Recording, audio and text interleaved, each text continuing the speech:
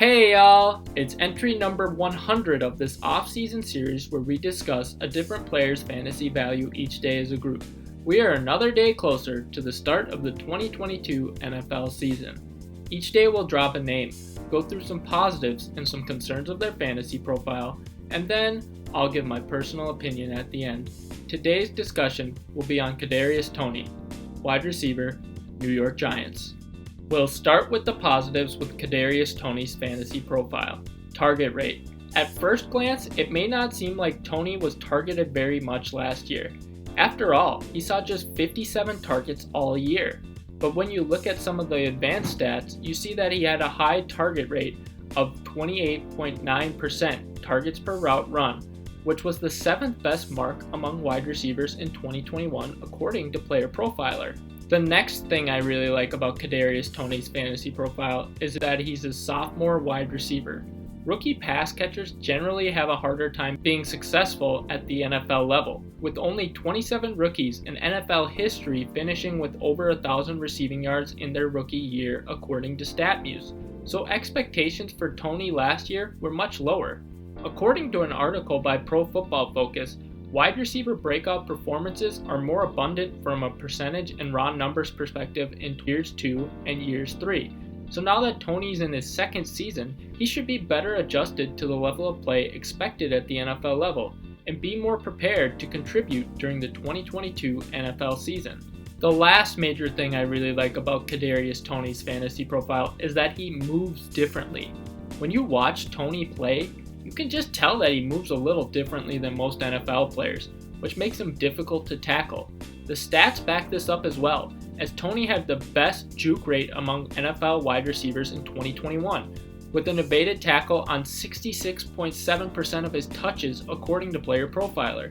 He averaged 2.14 yards per route run, tied for the 11th best among wide receivers on 40 or more targets according to Draft Sharks, and clearly has shown that he can be a special player at the NFL level.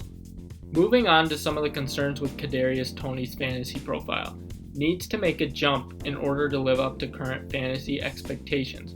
Kadarius Toney flashed talent at times last year, but he's going to need to be even better in 2022 in order to live up to his current fantasy expectations. During the 2021 season, Kadarius Toney finished as the WR 102 in standard, with 43.4 total fantasy points and 4.8 fantasy points per game. The WR 95 in half PPR formats, with 62.9 total fantasy points and 7.0 fantasy points per game. And the WR 88 in full PPR formats, with 82.4 total fantasy points and 9.2 fantasy points per game according to Fantasy Pros.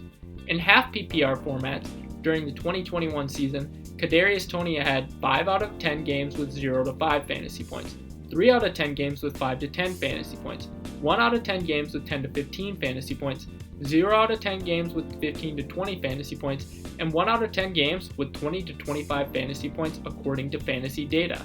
The next concern I have with Kadarius Toney's fantasy profile is that he didn't see very many red zone targets in 2021.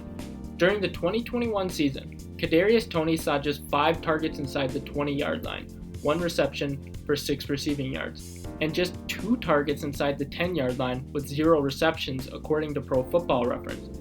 He hasn't shown that he's a red zone weapon yet at the NFL level, which could make him less appealing than some other options going around his ADP. The last major concern I have with Kadarius Toney's fantasy profile is that he's an injury risk. If you had Kadarius Toney on your team during the 2021 season, you definitely noticed that he seemed to be constantly dealing with injuries. Since August of 2021, Toney has dealt with a grade 2 hamstring strain, multiple ankle sprains, a quad strain, an oblique injury, a shoulder injury, and a knee tear in 2022 according to Draft Sharks. He clearly isn't the most durable player, and there's a good chance that he misses some games in 2022. Some additional thoughts on Kadarius Toney's fantasy profile. New play caller. The New York Giants will have a new offensive play caller in 2022 as they move on from Jason Garrett or Freddie Kitchens calling the plays to new head coach Brian Daboll. Brian Daboll ran a very wide receiver friendly offense during his last couple of seasons as the Buffalo Bills offensive coordinator. Competition for targets. The New York Giants wide receiver room consists of Kadarius Toney, Kenny Golladay, Wan'Dale Robinson, Sterling Shepard and Darius Slayton, subpar quarterback play. Daniel Jones has been a subpar starting quarterback over the course of his career thus far. Over the course of his career, Jones has averaged 20.9 completions on 33.4 passing attempts for 221 passing yards and 1.18 passing touchdowns per game to 0.76 interceptions per game according to Pro Football Reference. Personal opinion, Kadarius Toney is going off the board as WR45 about pick 118 overall on ESPN and WR46 about pick 125 overall on Yahoo. At his current price, he's worth the gamble. Investing in any piece on the Giants offense may not seem very appealing, but you'd think at least one of their wide receivers can be fantasy relevant in 2022, and Toney has flashed quite a bit of talent in his rookie year. The playstyles are a little different, but from a fantasy profile perspective, Kadarius Toney sort of reminds me a little bit of Deontay Johnson early on in his career, in that you can see flashes of great talent, but they seem to constantly be dealing with a bunch of injuries and play on a less than inspiring offense.